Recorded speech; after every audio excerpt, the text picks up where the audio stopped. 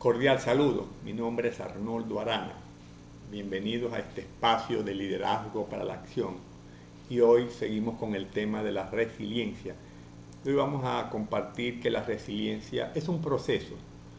En una ocasión un autor dijo que la resiliencia no es una vacuna contra el sufrimiento ni un estado adquirido inmutable, sino un proceso, un camino que es preciso recorrer. La resiliencia es más un proceso de adaptación en constante desarrollo. En lugar de una característica estable, la resiliencia es dinámica, emergente, cambiante en relación con las circunstancias y los retos específicos que afronta la persona. Uno no se vuelve resiliente de un día para otro, ni lo hace necesariamente de una vez por todas. Se trata más bien de un proceso que un estado. Y esto es así porque cada persona evoluciona a lo largo de su existencia, de la misma forma que cada golpe de la vida es distinto y cada contexto en que se puede vivir la experiencia traumática también es diferente. Y todas estas evoluciones hacen de la resiliencia un proceso más que una condición permanente. La resiliencia es pues un proceso dinámico, evolutivo, que se construye en el tiempo como un camino que se va recorriendo. No se adquiere de una vez para siempre. Tampoco es un rasgo de la personalidad que está permanentemente establecido y que garantiza respuestas resilientes ante cualquier adversidad. No es una capacidad absoluta y terminantemente estable. Es más bien móvil, varía a lo largo, a lo ancho y lo profundo del proceso biográfico e histórico de cada persona. Para comprender pues la resiliencia es importante añadir ese carácter evolutivo de este proceso dinámico, porque sobra decir que la resiliencia nunca se adquiere en forma definitiva. Por otra parte, ante todo diremos que no se nace resiliente. La resiliencia no es una especie de fortaleza biológica innata, tampoco se adquiere como parte del desarrollo natural de las personas. La resiliencia no es una competencia que se desarrolla fuera de contexto, por voluntad de la persona. No la construye la persona por sí sola, sino que se da en relación con un ambiente determinado que rodea a la persona. Es más un desarrollo afectivo con implicaciones culturales y de vínculo. Y yo creo que con la resiliencia aplica lo dicho por el filósofo español Ortega y Gasset: yo soy yo y mis circunstancias. Muchos ven la resiliencia como una habilidad, pero es más un proceso que sigue una secuencia: antes, durante y después del trauma.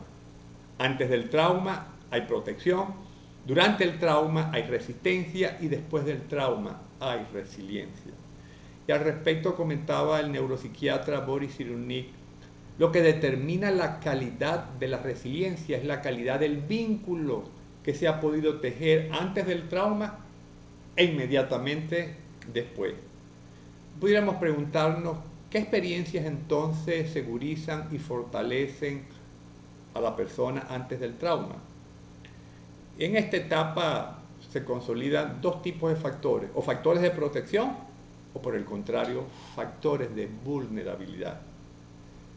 Y el primer factor de resiliencia es la adquisición de recursos internos en nuestra memoria y en nuestro aprendizaje afectivo en forma bien temprana en nuestra vida, vale decir, en los primeros meses y años de vida.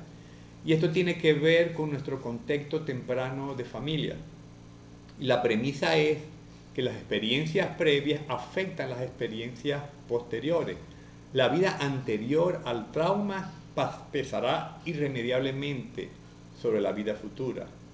Y en esta etapa temprana de la vida de un ser humano, como dice Boris Cyrulnik, el entorno esculpe nuestro cerebro.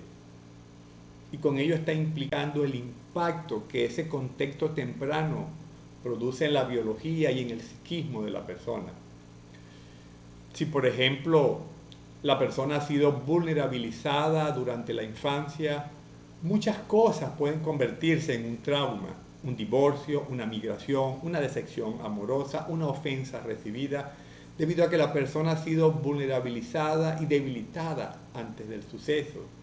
Tal vez por haber vivido en la pobreza por la violencia intrafamiliar experimentada, por el abandono y el desamparo experimentado, por haber sufrido y no haber podido expresarlo, por haber ocultado el sufrimiento, por haber sido privada de afecto. Pero si antes del suceso ha sido fortalecida en forma temprana durante su desarrollo, tendrá menos probabilidades de traumatizarse y de actuar en forma resiliente. Y esto tiene que ver con la forma en la que se ha construido la personalidad del individuo. Si la persona en la infancia, incluso antes del nacimiento, ha recibido improntas biológicas que le fortalecieron y que le han segurizado, se desarrollará esta persona mejor. Y si luego le ocurre una desgracia, sabrá enfrentarse mejor a esta situación, pues tendrá mayor capacidad de resistencia y más recursos para resiliar su experiencia traumática. Yo diría que en alguna medida la resiliencia depende de la configuración de su personalidad. Depende mucho del entorno antes del trauma, con la seguridad que le ofrecen sus cuidadores, y mucho del entorno después del trauma, con el apoyo que el entorno le ofrece. Antes del trauma es una etapa muy temprana en la que se puede producir la adquisición de factores de protección o, por el contrario, factores que nos propician la vulnerabilidad. Y en este sentido los primeros años son importantes para el desarrollo de la resiliencia.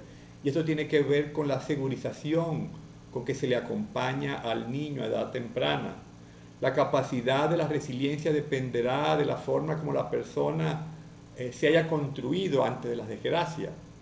Y uno de esos factores que afectan y construyen tempranamente la resiliencia es lo que llamamos el apego, ese mecanismo de protección. Uno de los factores que segurizan y fortalecen en forma temprana la personalidad es la adquisición de un apego seguro.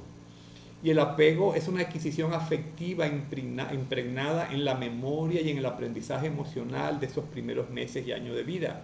Y este aprendizaje proporciona un estilo afectivo que luego va a gobernar las relaciones posteriores y puede servir como pronosticador del desempeño de adulto ante traumas experimentados. El apego, pues, la forma como se vincula el cuidador y el niño a edad temprana, constituyen un factor decisivo en la construcción de la personalidad y en cómo el individuo aprende a regular sus propias emociones. El apego da lugar a los primeros sentimientos y sensaciones positivos, vale decir afecto, seguridad, confianza, si se ha construido obviamente un apego seguro, o negativo, inseguridad, miedo, abandono, si se ha construido un apego inseguro, ambivalente o desorganizado. Y el apego puede definirse pues como el vínculo que una persona establece para formar un lazo emocional intenso con otra. Y esta tendencia del ser humano, especialmente a edad temprana, a vincularse emocionalmente con la persona que percibe como su cuidador, es una necesidad biológica primaria. Y la adquisición de este recurso interno en el transcurso de las interacciones precoces, preverbales de una persona, se impregna en el temperamento de la persona y explica la forma resiliente de reaccionar ante las agresiones de la existencia. El segundo elemento que es importante es el tema de la mentalización, y es la posibilidad de representar la experiencia. Y la capacidad de mentalización comienza a desarrollarse en los primeros meses de vida, en una relación de apego seguro con los principales adultos significativos, primarios, con que ese niño tempranamente tiene ese intercambio social y que permite de alguna manera comenzar a diferenciar mejor sus emociones, entenderlas, controlarlas, así como dirigir su propia atención. En general, la capacidad básica para mentalizar se encuentra formada a partir de la edad más o menos de 4 años. Y luego cuando el niño sepa hablar, hará con su lenguaje representaciones verbales y hará el esfuerzo por dominar su medio y expresar sus emociones. Y la mentalización juega un papel importante en el proceso de resiliencia cuando luego se experimenta un trauma. De modo que el apego y la mentalización actúan como factores de protección previo al trauma. El tema de la mentalización lo abordaremos en forma más extensa en la próxima entrega. Hasta el próximo encuentro.